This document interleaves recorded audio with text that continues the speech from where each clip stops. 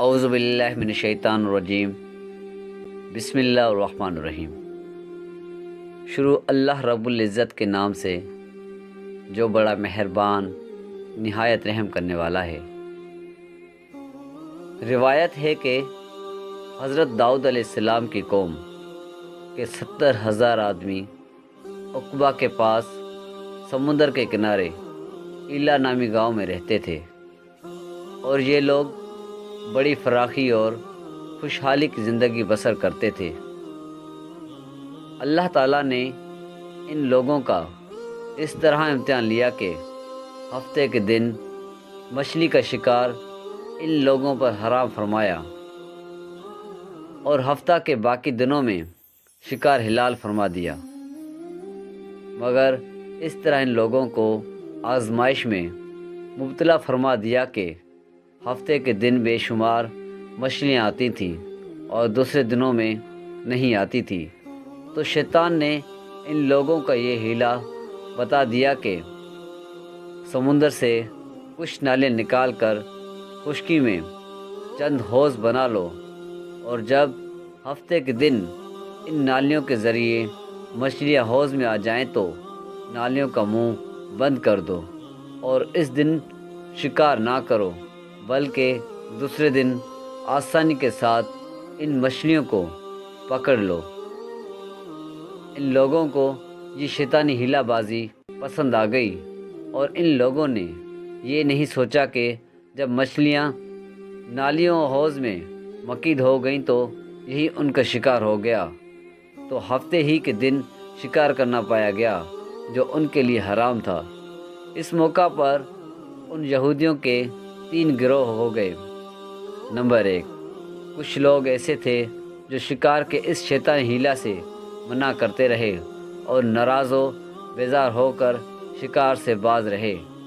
Number 2، اور کچھ لوگ اس کام کو دل سے برا جان کر خاموش رہے، دوسرے کو منع نہ کرتے تھے، بلکہ منع کرنے والوں سے یہ کہتے تھے کہ تم لوگ ایسی قوم کو کیوں نصیحت کرتے ہو جنہیں اللہ تعالیٰ ہلاک کرنے والا یا سخت سزا دینے والا ہے۔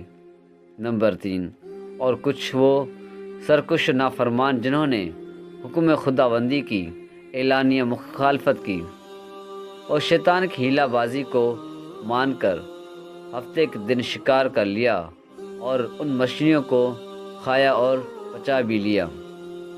جب نافرمانوں نے منع کرنے کے باوجود شکار کر لیا تو منع کرنے والی جماعت نے کہا کہ اب ہم ان معیشت کاروں سے کوئی میل ملاپ نہ رکھیں گے۔ چنانچہ ان لوگوں نے گاؤں کو تقسیم کر کے درمیان میں ایک دیوار بنا لی اور آمد و رفت کا ایک الگ دروازہ بھی بنا لیا۔ حضرت داؤد علیہ السلام نے غضبناک ہو کر شکار کرنے والوں پر لعنت فرما دی۔ اس کا اثر یہ ہوا کہ ایک دن خطا کاروں میں سے کوئی باہر نہیں نکلا تو انہیں دیکھنے کے لیے کچھ لوگ دیوار پر چڑھ گئے تو کیا دیکھا کہ وہ سب بندروں کی صورت میں مسخ ہو گئے ہیں۔